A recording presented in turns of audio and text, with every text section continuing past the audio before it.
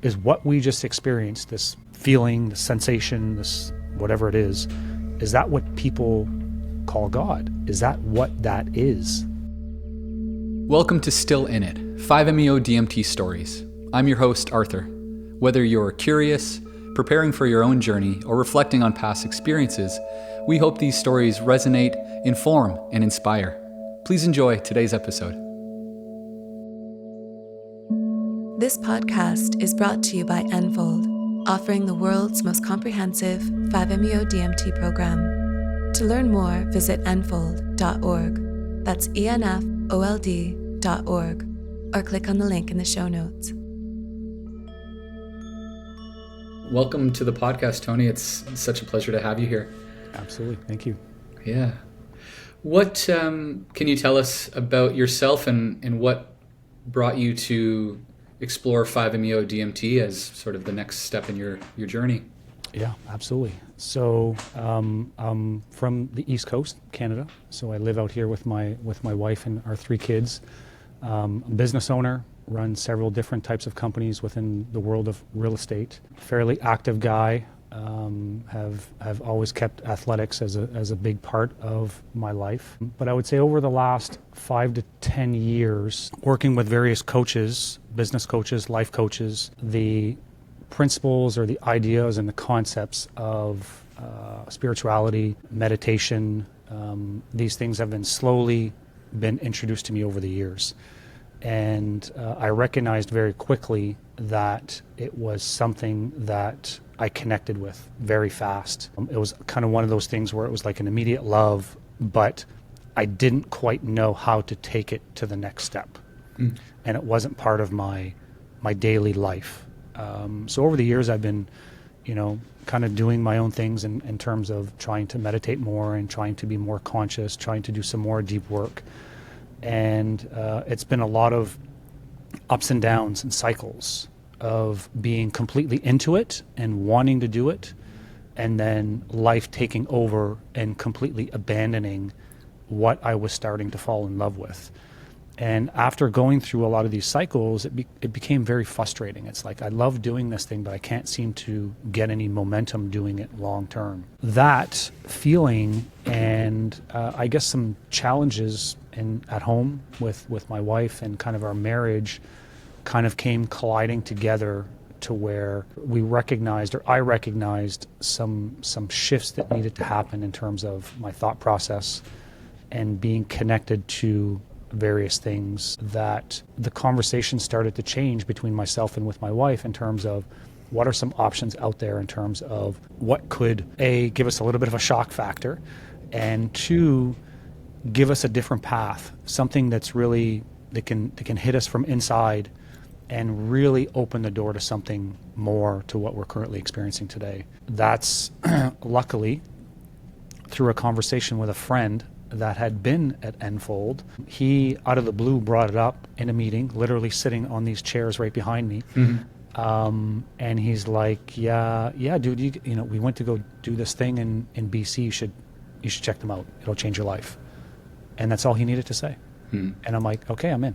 I don't know. I think that day, the next day, we scheduled a call with the group and started our initial conversations in terms of what this would look like. And then the deep dive into 5-MeO started in terms of like, what is this stuff and what does it do? Because we had very little experience in any of that stuff. Mm-hmm. So that's kind of how the initial door was open to the experience at all. Yeah, very cool. Yeah. Yeah. You mentioned some, just I think patterns or things that needed to shift. Are you open to sharing Absolutely. More about what those were? Yeah. So my wife and I, we've been together 10 years now. And what was our fights and our arguments and our challenges were always around the same topics of a certain pattern of, this person does or says this thing and then the other person reacts in that same way. And I was stuck in the pattern to where I was noticing myself getting deeper and deeper in terms of taking a lot of things personally and not being able to have empathy for my wife. I was very challenged by that. And I desperately wanted to get to the bottom of it because I didn't quite understand why I was being like that. I consider myself a mama's boy. I can cry like a baby watching a YouTube video and be very sappy over stuff like that. But when my wife is sitting next to me crying, I am as cold as ice. And I'm like, what is going on there? What's this programming that I desperately need to figure out? That's kind of where this all started, was the desire and the want to, we recognize that. And I'm like, how do I work on that? How do I get over this challenge? And I didn't know where to start. Mm-hmm. Yeah, thanks for sharing that. How was the exploration of coming to Enfold to experience 5-MeO? Did it require some convincing? Was there a bit of negotiation there? We had both said yes initially to the experience, and then I backed out. I changed my mind. I told her that I'm no longer interested. Quite frankly, I was a little scared. I was nervous, and I'm like, I don't know what to expect from this. And I was a little unsettled by it. And quite frankly, we weren't in a good place as a couple. So I was kind of like, I was in a negative zone when it came to that. And then the next year, it was literally almost a year after, she had started exploring going to do another type of experience with her sister. And then we found out that her sister couldn't go because of a certain heart condition. And I'm like, well, I'm ready. Let's go do Enfold. And we literally booked it, I think, the next day. So she was zero hesitation. I was at the point where I was like, I need help. I'm not figuring this out on my own. So I need some sort of external pressure, something to kind of get me out of this spin that I'm currently in. So, and then we booked it. Did it in some ways feel like, the pressure or the prospect of not going just kind of outweighed the nervousness or fear of going? So initially when I said no, to be honest with you, I don't think I had connected to the pain enough. I knew that I was experiencing issues, but I didn't quite know, or I hadn't come to the conclusion in my head that I want to solve this. Because sometimes when we're pissed off at another person and we're angry and we're in rage, we don't want to admit or look inside, right? So I was like, my focus was too much on the blaming her or blaming outside circumstances, to where I wasn't ready to say, okay, well, what part do I have in this? And is there a lot of stuff that I still need to unpack? I felt that I had done a lot of work over the years with my previous coach in terms of my daddy issues, but my experience at Enfold clearly illustrated that I wasn't over that. So yeah, when the conversation came back up, I think we were in a spot to where, like, something has to happen or the inevitable will happen. It was just like, I'm worth it. She's worth it. Our relationship, our life togethers are worth it. We're all in terms of let's look at any alternative way to try to address this. Beautiful. Yeah, we're so glad that you did. It was a real pleasure to have that shared sort of couple energy. Being there as a couple was extremely powerful for me. It was fun to see her out of her element because she's not used to those types of environments. Personally, I am. I coach people. I've been in coaching programs, so I was very familiar and comfortable with the setting and the different things that we did. But in terms of being the only couple, I think there were moments of kind of highs and lows of, I feel sometimes I felt weird if we like hugged and kissed like in front of others, where I didn't want to make anybody else feel uncomfortable. So that that was that. But I kind of got a lot of really positive feelings around, I think our energy somewhat helped everybody else. I think just showing and experiencing the stuff right in front of them as a couple was incredibly powerful for everybody to see. I'm hoping that they got a lot out of it, as much as we did. Yeah, beautiful. Do you recall, Tony, like, is there a moment where you recognize some kind of shift happened over that week? Like, too many. There's too many to. You go there for 4 or 5 days and you feel like you've been there literally a year. Just being cut off from the outside world, which I think is so amazing, and I wish I could do that every day. The moment that comes back to me over and over and over, which ties into the reason why I went, was to connect with empathy, is to connect with that part of me that is there 100%, but it seems to be on call.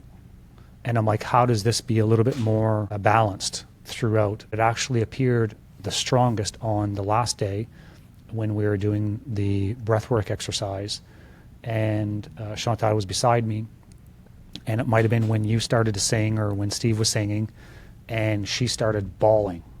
She was very, very emotional, and I just saw her pain for the first time. And I was like, so to this day, when we're getting into arguments, which we have since we left, it's not always rosy. The difference has been I've been able to mend it faster because I'm in touch with her pain. It sounds like a big shift from how it was before. You're in touch with it right now, it looks like. Yeah. Beautiful. It's very, it's strange because before it was, more so the rage and the anger are what really controlled my thoughts. And even though I could see her in pain, I don't want to say it meant nothing, because that sounds a little cruel, but in a certain way, that's kind of how I reacted to it, and how I took it in, right? So after seeing her, I'd seen her break down several times throughout the experience, but in that moment, it was a different level of hearing her cry, that it just connected. And I was like, oh, I feel that. Do you have a sense what was preventing that connection from happening before, whether it's like something that you experienced in your earlier years, or what that block was? And maybe you don't know, but I'm curious if perhaps you do. I don't know 100%, because the more I dive into it, and if I look at my relationships over my entire life, there's patterns throughout any and all my relationships that are exactly what has happened with us. So I don't quite have the answers. I'm grateful right now that I am able to tune into that at this moment in time with my wife, but there's still a tremendous amount of work to know how and why, and kind of unpack it a little bit further. And I would say that I'm still on that journey. And I would imagine, hopefully the most important thing is just how it's applied, in your day-to-day life and relationship. And it sounds like there's been some transformation there already, perhaps without even understanding it. Oh, 100%. We're both at the point to where we're both more conscious of how we're presenting ourselves in these challenging situations, coming to a resolution quicker than before. Before we could literally get into a fight and it would be weeks and weeks before we're talking to each other or kind of amending the situation. And literally it's been the next day for most of the challenges that we've been facing, which is monumental for me, because I have a tendency, we're very different people. She can talk something out immediately in the moment, where I'm the type of guy to where I will hold on to things forever and just grind away at it and build and build and build and build until I blow up. And I think we've both been able to work on that. She actually made a comment last night. She goes, "Have you had any anxiety since returning?" And I'm like, I don't think so. She's like, I know, I kind of just realized that, because I used to get anxious a lot, creepy crawlers and just not feeling well. And when I'm anxious, it doesn't make things really good with us. But yeah, what really transpired over the experience was like a union and a connection that we've never experienced before. Like to see and to guide each other going through what we went through. It's almost like we can carry that into our everyday, in terms of we can always reconnect to that. And the further we get away from the experience, we talk about it, the more that we're worried that we're going to lose that feeling of closeness to the experience. So we're reading the books, we're doing some of the work to try to keep this thing going as long as we possibly can, and make it more second nature and not something that we got to work at. It's just now it's who we've become. Yeah, really nice that you had that shared experience, and you're also now sharing in this sort of integration work following. It's been about two and a half months since you got home. So yeah. And how about on an individual level, in terms of what you found helpful, and perhaps even what you've maybe found challenging since coming home from the intensive? It's literally making time to reconnect to the feeling and the headspace of that world. You're brought into this beautiful island in BC, and everything is magnificent, and you're not connected, you're not worried about work, you're not worried about your phone, you're not on social, and it's just things stop. And then you're thrown back into life and running businesses and dealing with kids and all this other stuff. Prioritization of making the time to do the work, whether if that's the journaling, whether if that's the meditating, whether if it's doing the breath work, whether if it's finding a circle locally that we can tap into, because sometimes I find this work quite lonely in terms of, okay, I love meditating, I'm in it, but sometimes getting into an environment and sitting around a table with 5 or 6 or 10 other people and actually getting into these types of conversations, like I'm finding that I'm missing that part in my life. I don't know if I can't speak for Chantal, but I know that's a little bit challenging. And then there's been moments of, because you come from there at such a high to where, wow, I just can't believe what I went through, and you see life and the universe and the world in a different way to a certain degree,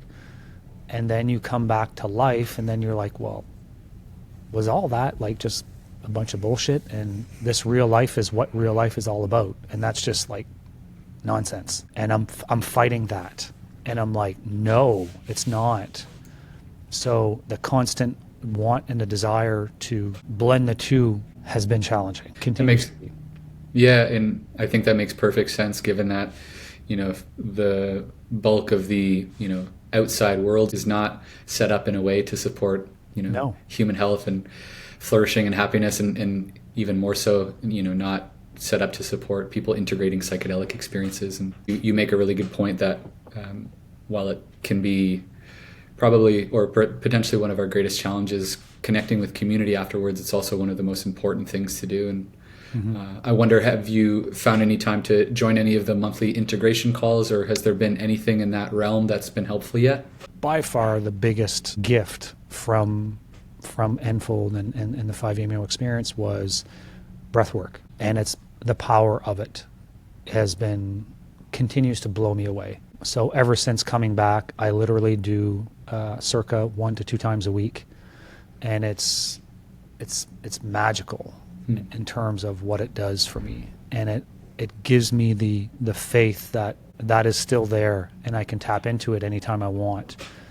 But I'm wanting to go deeper and think about it a little bit more, in terms of, instead of just doing Sunday afternoons, it's how do we take that practice to the next level. I think it's a complicated journey to try to take. You don't know. I'm not in that world, so sometimes I don't know even where to start, whether if I'm reading all these different books, whether if I'm listening to these podcasts. It's hard to find kind of like a track to get on and to say, here's where I am and this is where I'm going. The whole spiritual realm seems to be, there's so many different ways and so many different people and so many different things you could be doing, that it makes it complicated for a guy like me. And so I'm like, I wish somebody would just say, here's the 25 steps to enlightenment. Follow them one by one. If only. Yeah, exactly.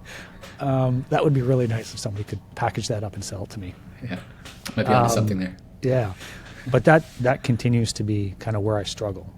There's not a lot of structure around this stuff. And I think for a lot of people, that's really where the rubber hits the road. Some people say like the intensive or the ceremony itself is the easy part, and the real challenge is when we get home, back into the marketplace, as Buddhism would say. And hopefully also on the flip side, it's like, this is also the fun part too, like figuring out like, where do I fit in? What can I do? How can I extend, these new understandings that I've gathered through the experience. Yeah. Yeah. And almost like trying to actively deprogram yourself out of how probably 99% of people live and what they do on a day-to-day basis, from their work, from how they deal with kids, to sitting down and watching TV for hours at a time, and all these things. Like everything's been magnified and questioned in terms of why are we doing this? We could be doing something so much more valuable than this. But part of me is telling, well, this is how I wind down, and this is how we have all these answers to all these things that we're questioning. It's like, it's frustrating. I'm like, I just want to shake my head sometimes. Like, this doesn't make sense, Tony. Why are you doing this? You know, you could be doing this versus, you know.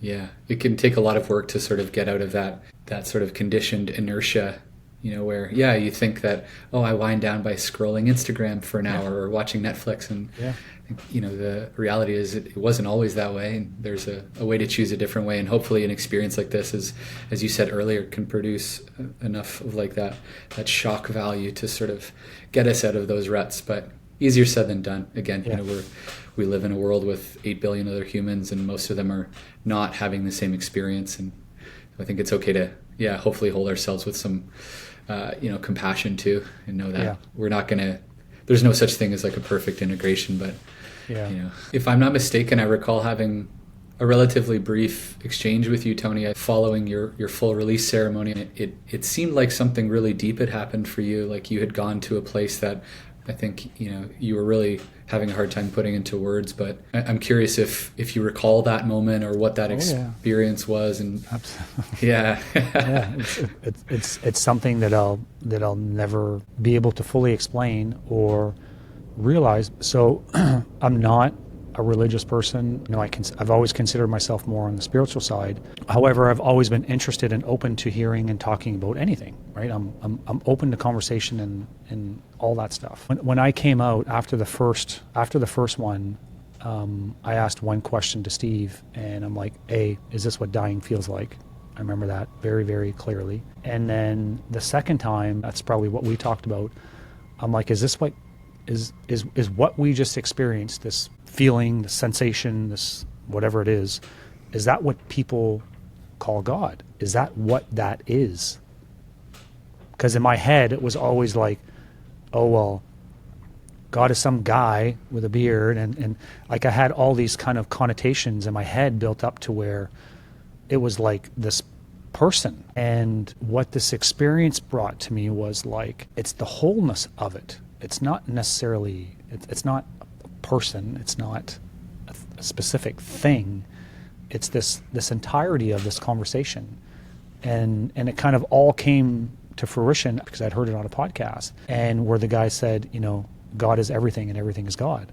Mm-hmm. And I'm like, what did he just say? Because that connected to the sensation that I had. It was like, that was like a major disconnect for me that I didn't quite understand, where I had this thought of that's what people think of when they think of God.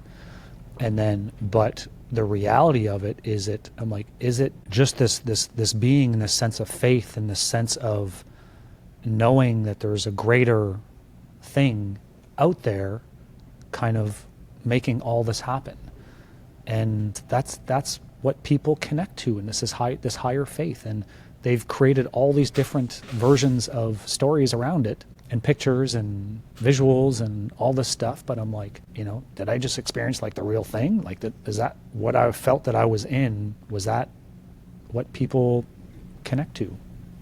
So that was like incredible for me. I'm still trying to figure that out, and I know I never will, but I'm constantly seeking to feel that feeling again, because it was incredible. Well, it seems like you did a pretty good job of explaining the inexplicable. So you talked about, Tony, about your experience at the intensive, being there with your wife, how it's benefited your relationship as a business owner and a guy with a busy professional life. Yeah. How have you seen it show up in that realm, your experience at Enfold? That's been, I'll admit, that's been a little bit more challenging, because I think that I came in this with very, very specific intentions on it's about me personally and some of the challenges that I was facing in other areas, and more life things. There's part of me that had some expectations coming out of this that I was going to be magically like super creative and more focused and all this stuff. I would say for the most part, I've fortunately and unfortunately come back to a lot of the same patterns that I've had before. I wouldn't say that it's had a massive impact on the business because of I have so much baggage to take care of first personally. I would say that my relationships with people have, if there's anything that's changed, I would say it's that in terms of connecting to people, talking to people. The experience was, how can I take this experience and continuously think back into it? And it's like, well, and for me, it was about, instead of seeing all my staff members and all the people that I work with through the frame that I usually see them, but also looking at the white light coming out of them and seeing them from who they truly are. I do know that I'm excited for the time to where I can go back into this experience and hopefully do it again, to where I've dealt with a lot of the other stuff, and I do want more of that type of world to come into this to see what type of results that could bring it to that world. It's a little bit more specific, but I'm perfectly okay with the route that I'm on right now. Yeah, it sounds like you're doing the work where it's most applicable right now, and seeing some big shifts. And I think reminds me of the saying, how you do anything is how you do everything. So yeah, absolutely. Yeah, I think it'd be crazy to think that everything that I'm doing on the other side is not going to affect my business world. Mm-hmm. Yeah, 100%. Yeah. To me, that's where things like meditation and breathwork really, they're incredible leverage points to be able to help with all that stuff. Yeah. What would you say, Tony, to somebody who is considering, let's say coming with their spouse, but they were a little nervous and not sure about what to expect? Yeah, anything that you could offer somebody like that? I would say spend more time on the pre-work coming in. If I'm looking back at our experience, I would have maybe spent a little bit more time doing some of the homework and some of the stuff, because maybe one partner versus the other is more into that stuff or not into it, or maybe neither one are used to any of this stuff. I think the pre-work is really good, and it gets you thinking, and it gets you to start learning to open up. I think if you go to this experience and you're guarded, you're short-selling yourself in terms of the overall experience. I think you got to go in there with just let it all out, because that's where you'll gain the most. I think also being very, very clear with the partners in terms of just taking the experience and the time to be completely there for each other. And it's like everything is just on the table. If there's any hidden agendas, if there's anything that hasn't been talked about, if there's anything that you've been wanting to say for years and you haven't, like, use this environment to have those conversations. Because we had a couple doozies to where it's like, oh, like you never told that. We've never said that to me before, or I've never felt this before. And lean into the experience. It's probably one of the rare opportunities that you'll ever be able to connect with another human at that level, and the different emotions that you're going to go through and the states of mind is, it's incredible. So go in there with clear intentions on these are the things that are kind of top of mind for me, personally and relationship-wise, and not be afraid to kind of go there and to just dive into it. You'll have a lot of time to do work on your own, going for walks, going to the beach, talking to other people about their experiences, and sharing with all the amazing people that are there. Like, that's the place where you can get some really great help. Beautiful. Thank you for that, Tony. Yeah. Well, I think we've covered a lot of ground, but is there anything, Tony, you think we've overlooked, or anything else that you'd like to share before we sign off? I think this type of experience calls to when you're ready. This type of thing is, like everybody says, that it's had a huge impact in their lives. I'm in total agreement with that. I think that it can be a game changer on a number of different levels. I would 100% for those that have thought about it or talked about it, and they feel that it's right, then just go into this experience with open arms and enjoy every second humanly possible. And journal your heart out, because again, another thing that I look back at, I wish I would have journaled more. But I felt as when I was there, I was so wrapped up with trying to understand what had just happened that I was having a hard time putting words to it. So if you can, if you're there, journal, because it's to go back to those notes is like pretty incredible as well.